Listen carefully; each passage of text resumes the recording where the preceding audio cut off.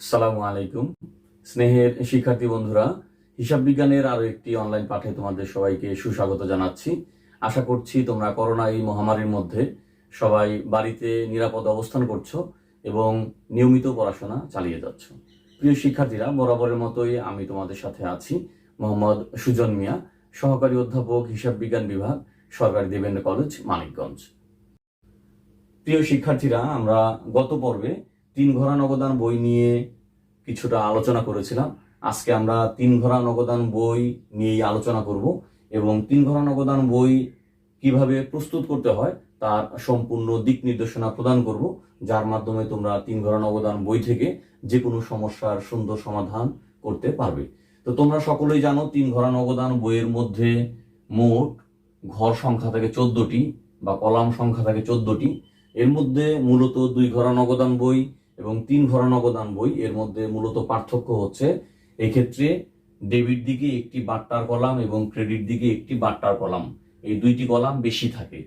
আর অন্যান্য ক্ষেত্রে 2 ঘোড়া নগদান বইয়ে যেমন তারিখ থাকে, হিসাবের নাম, এখানে 2টি কলাম থাকে, একটি রসিদ নং আর একটি খতিয়ান পৃষ্ঠা, সেটি আমরা আপাতত জায়গা সংকট থাকার কারণে আমরা এখানে বাদ দিয়েছি, অর্থাৎ এখানে আরো 2টি কিন্তু ঘর হবে।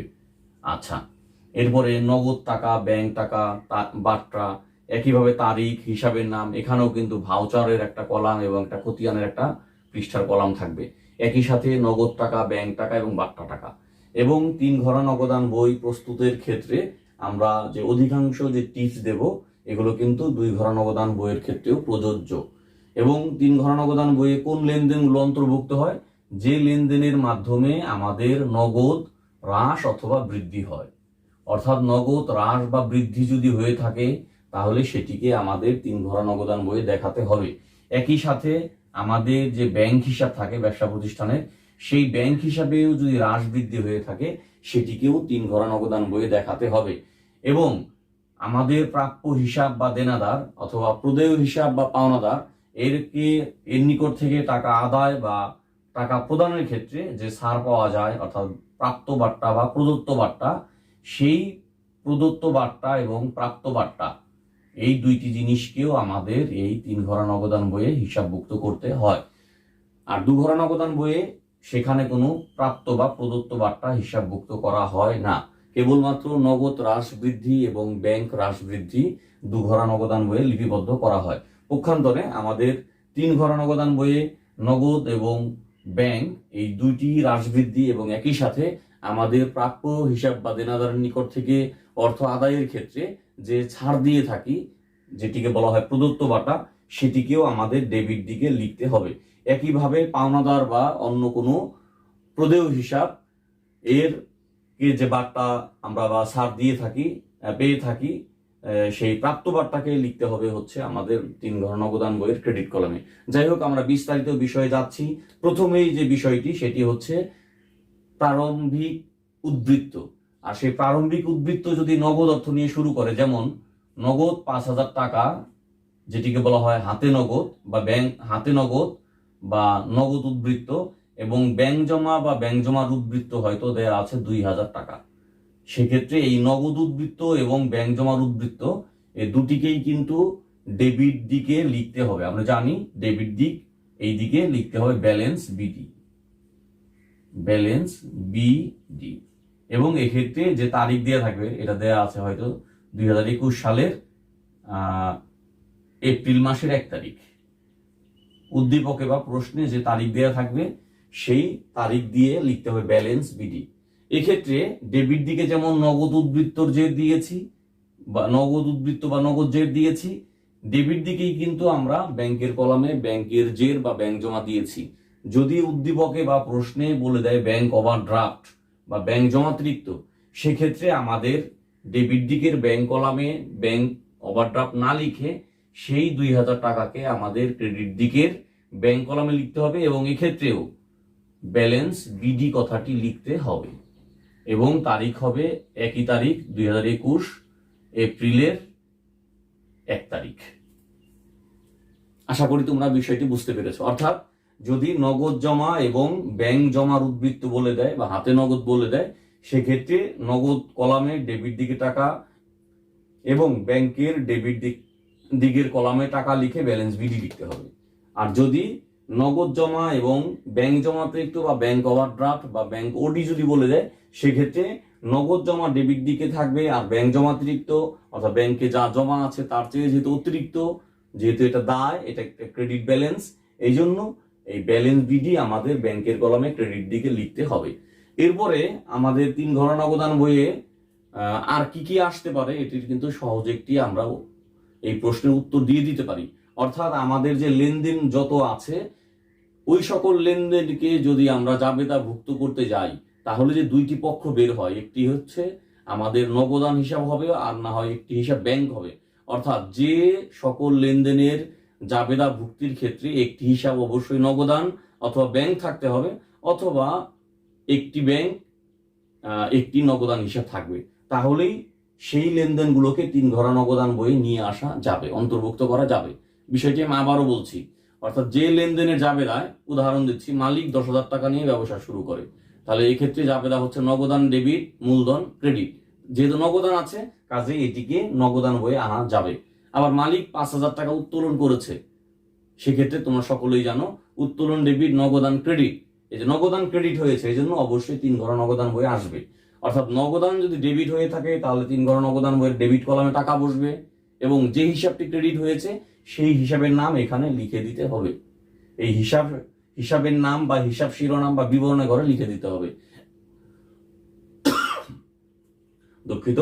আবার নগদ যদি ক্রেডিট হয়ে থাকে, যেমন আমরা একটু আগে বলেছি উত্তোলনের ক্ষেত্রে উত্তোলন ডেবিট, নগদান ক্রেডিট, এই নগদান ক্রেডিট হওয়ার কারণে ক্রেডিট দিকের নগদ কলামে সেই টাকাটি লিখব, এবং উল্টো যে ডেবিট যে হিসাব, সেই হিসাব খাতটিকে আমাদের এই হিসাবের নাম ক্রেডিট দিকে লিখতে হবে। একই সাথে ব্যাংক হিসাব যদি কখনো ডেবিট হয়ে থাকে, ব্যাংকে টাকা জমা দেওয়া হলে ব্যাংক হিসাব ডেবিট হয়, সেক্ষেত্রে ব্যাংকের কলামের ডেবিট দিকে আমরা টাকা লিখবো, এবং এক্ষেত্রে উল্টো যে হিসাব যেটি ক্রেডিট হয়েছে সেটিকে আমরা দেখাবো হচ্ছে এই হিসাবের শিরোনামের ঘরে। একই সাথে ব্যাংক থেকে যদি কোনো খরচ প্রদান করার কারণে অথবা ব্যক্তিগত বা অফিসের প্রয়োজন উত্তোলন করা হয়, সেক্ষেত্রেও কিন্তু ব্যাংক থেকে টাকা হ্রাস পায়, সেক্ষেত্রে ক্রেডিট দিকের ব্যাংক কলামে টাকাটি লিখতে হবে, এবং উল্টো ডেবিট যে হিসাব, সেই হিসাবটি হিসাবের নামের বা হিসাব শিরোনামের ঘরে লিখতে হবে। তো বন্ধুরা, আমরা বিস্তারিত বিষয় জানবো, আমরা ধাপে ধাপে এগোতে চাচ্ছি।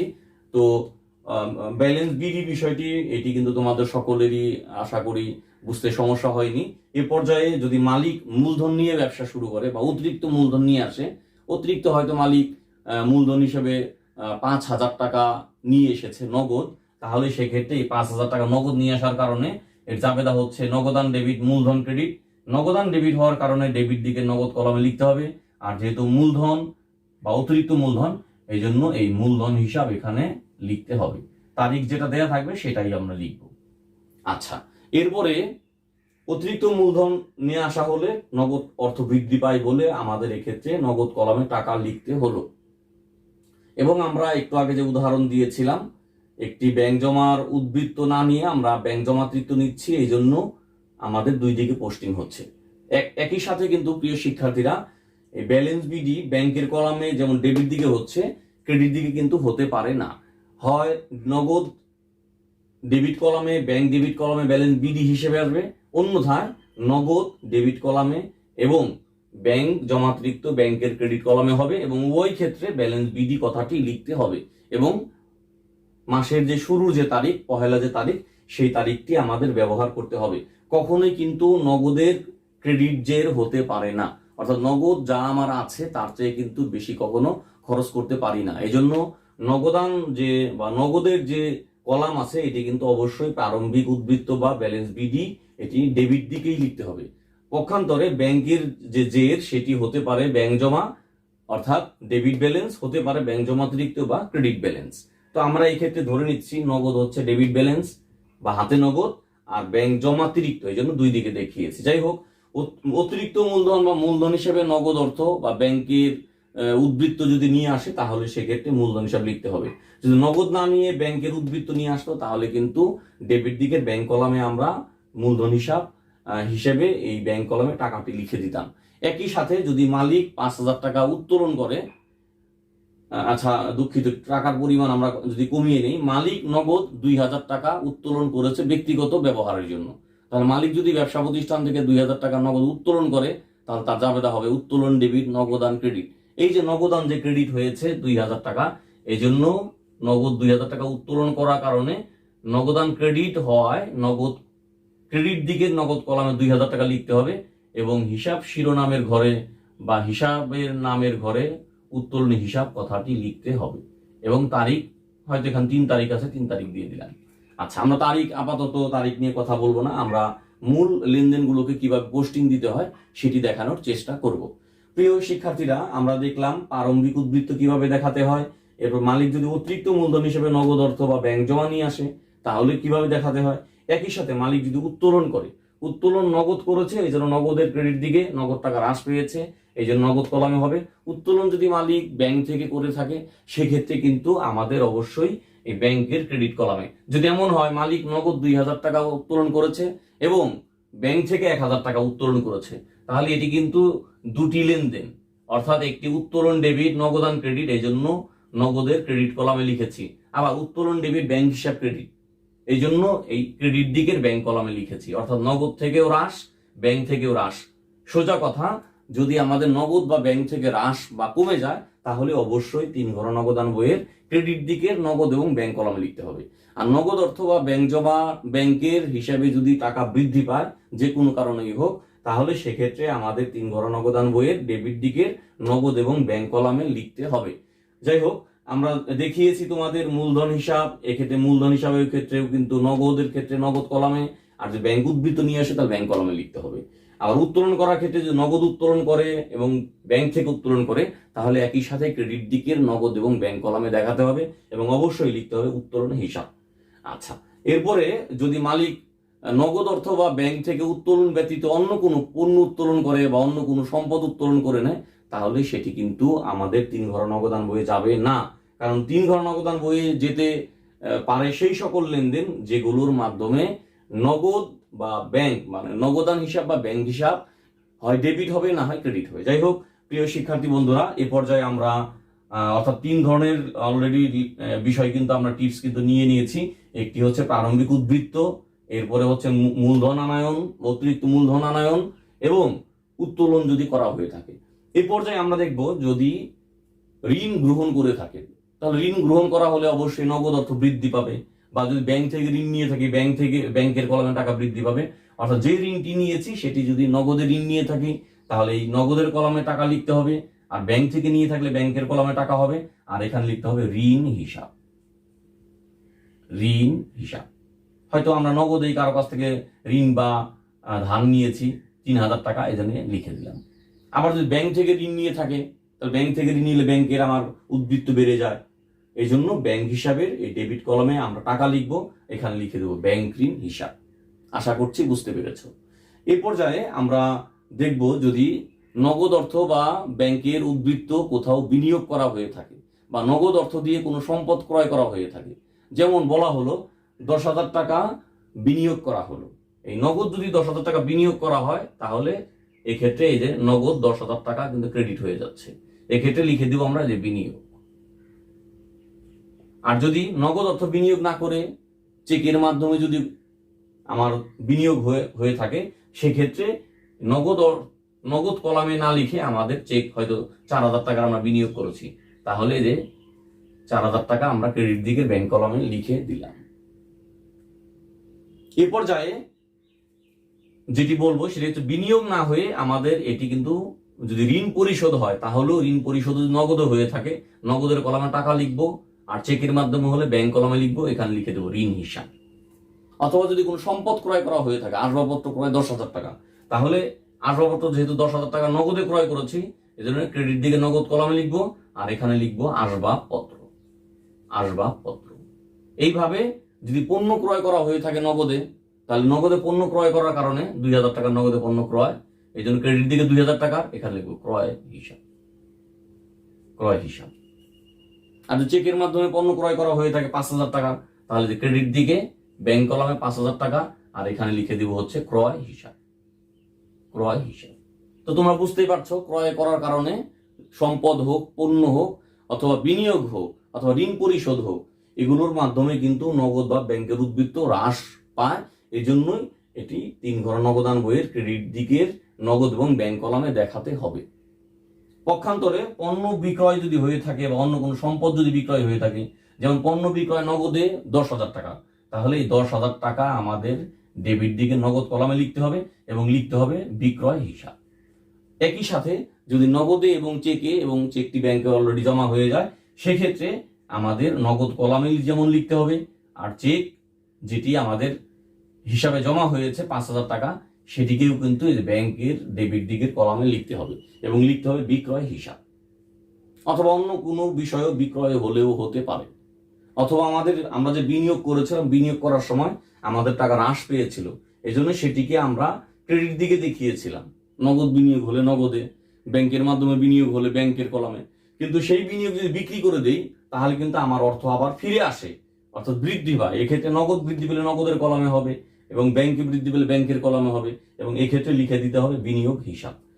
প্রিয় শিক্ষার্থী বন্ধুরা, আমি তোমাদের হয়তো বোঝাতে পেরেছি। 3 ঘর নগদান বইয়ের ক্ষেত্রে ডেবিট দিকে নগদ অর্থ বৃদ্ধি পেলেই সেগুলোকে ডেবিট দিকে নগদ কলামে নিয়ে আসতে হবে এবং ব্যাংকে হিসেবে যদি নগদ অর্থ বৃদ্ধি পায়, তাহলে সেক্ষেত্রে ডেবিট দিকের ব্যাংক কলামে লিখতে হবে। একই সাথে নগদ অর্থ যদি হ্রাস পায় বা ব্যাংক থেকে যদি হ্রাস পায়, তাহলে ক্রেডিট দিকের নগদ কলামে এবং ব্যাংক কলামে দেখাতে হবে। এ পর্যায়ে তোমাদেরকে আমরা কন্ট্রা এন্ট্রি নিয়ে আমরা কথা বলবো।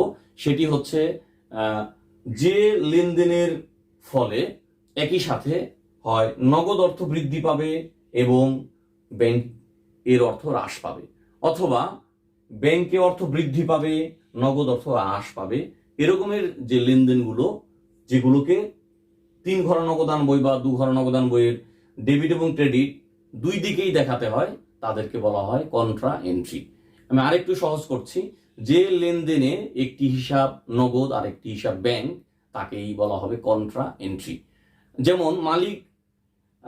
যেমন ব্যাংক থেকে অফিসের প্রয়োজনে উত্তোলন, ব্যাংক থেকে অফিসের প্রয়োজনে উত্তোলন করা হলে এক্ষেত্রে নগদ অর্থ বৃদ্ধি পায় নগদান ডেবিট, আর ব্যাংক থেকে টাকা হ্রাস পায় ব্যাংক হিসাব ক্রেডিট। অর্থাৎ এই লেনদেনের এন্ট্রি বা দাখিলা হচ্ছে নগদান এবং ব্যাংক হিসাব, অর্থাৎ দুটি হিসাবই কিন্তু নগদ এবং ব্যাংক জড়িত। এই জন্য এই অফিসের প্রয়োজনে ব্যাংক থেকে উত্তোলন করা হলে এটি একটি কন্ট্রা এন্ট্রি।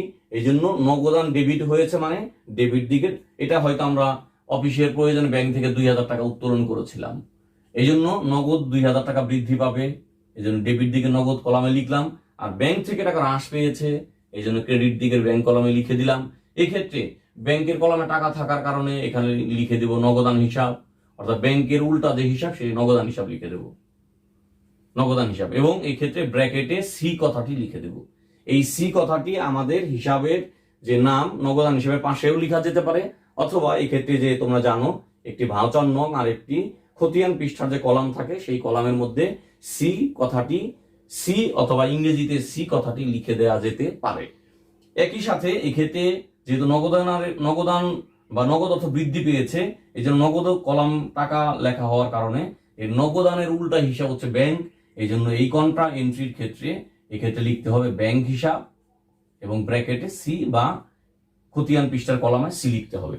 অর্থাৎ 2 ঘর বা 3 ঘর নগদানের দুই দিকেই, অর্থাৎ ডেবিট এবং ক্রেডিট, যদি ডেবিট দিকের নগদ কলামে হয়ে থাকে, অবশ্যই ক্রেডিট দিকের ব্যাংক কলামে যাবে। অথবা ডেবিট দিকের ব্যাংক কলামে যদি হয়, তাহলে ক্রেডিট দিকের নগদ কলামে হবে। যেমন নগদ অর্থ ব্যাংকে জমা দেওয়া হলো, এই নগদ অর্থ ব্যাংকে জমা যদি দেওয়া হয়, তাহলে ব্যাংকে বৃদ্ধি পেয়েছে, হয়তো 5,000 টাকা জমা দেওয়া হয়েছে, তাহলে নগদান হ্রাস পাবে আর ব্যাংকে বৃদ্ধি পাবে। যেন ব্যাংকে বৃদ্ধি পাওয়ার কারণে ডেবিট দিকে যাবে, আর নগদ হ্রাস পাওয়ার কারণে এক্ষেত্রে যে ক্রেডিট দিকে যাবে।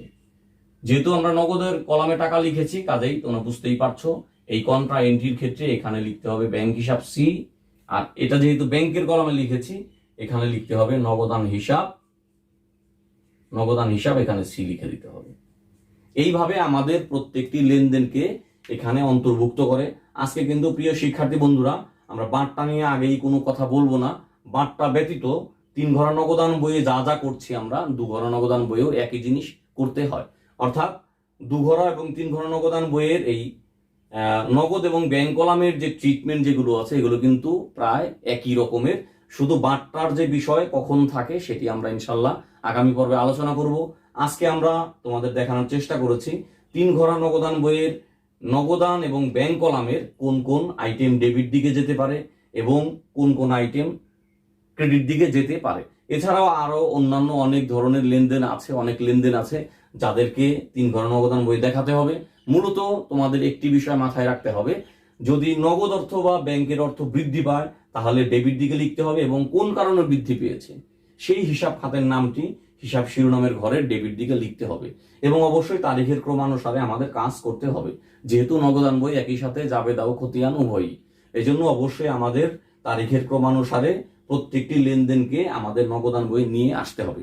তবে কখনোই কোনো বাকিতে, ধারে বা এমন কোনো লেনদেন যার মাধ্যমে নগদ বা ব্যাংকের কোনো হ্রাস বৃদ্ধি হয় না সেই লেনদেন আনা যাবে না। তবে 3 ঘোড়া নগদানের ক্ষেত্রে প্রাপ্ত বার্তা এবং প্রদত্ত বার্তা, যার সাথে আসলে আমরা জানি প্রাপ্ত বার্তা নগদে পাওয়া যায় না, প্রদত্ত বার্তা নগদে দেওয়া হয় না, তথাপিও 3 ঘোড়া নগদান বইয়ের ডেবিট দিকের বার্তা কলামে আমাদের প্রদত্ত বার্তার পরিমাণ এবং ক্রেডিট দিকের বার্তার কলামে প্রাপ্ত বার্তার পরিমাণটা লিখতে হয়। এবং গত পর্বে আমরা এও বলেছিলাম ব্যাংক এবং নগদের যে কলাম আছে তার কিন্তু ব্যালেন্স বা জের বা উদ্বৃত্ত নির্ণয় করতে হয়। পক্ষান্তরে বার্তার যে কলাম রয়েছে তার কিন্তু উদ্বৃত্ত বা জের নির্ণয়ের প্রয়োজন নেই। প্রিয় শিক্ষার্থী বন্ধুরা, আমরা তোমাদেরকে মূলত যে জিনিসটি বোঝাতে চেয়েছি সেটি হচ্ছে 3 ঘোড়া নগদান বইয়ের নগদ এবং ব্যাংক কলামের ডেবিট দিকে কোন কোন লেনদেন আসতে পারে এবং নগদ এবং ব্যাংকের ক্রেডিট কলামের কোন কোন লেনদেন আসতে পারে। একটি কথা, নগদ অর্থ বা ব্যাংকের যদি বৃদ্ধি পায় তাহলে ডেবিট দিকে আমাদের দেখাতে হবে, আর নগদ অর্থ বা ব্যাংকে যদি হ্রাস পায় তাহলে ক্রেডিট দিকে দেখাতে হবে। ইনশাল্লাহ তোমাদেরকে আমরা আগামী ক্লাসে বার্তার ট্রিটমেন্ট কিভাবে দেখাতে হয় এবং অন্যান্য আরো যে লেনদেন আছে অর্থাৎ প্রাপ্য বিল বা অন্য প্রদেয় বিল, এই সমস্ত বিষয় বা ব্যাংক চার্জ অথবা ব্যাংক যদি জমার উপর সুদ পাওয়া যায় অথবা আরো বিস্তারিত আমরা অঙ্ক নিয়ে তোমাদের সামনে আবারও অনলাইনে হাজির হব। সে পর্যন্ত সবাই তোমরা সুস্থ থাকো, ভালো থাকো, তোমাদের সবার জন্য শুভকামনা রইল। আসসালামু আলাইকুম ওয়া রাহমাতুল্লাহ।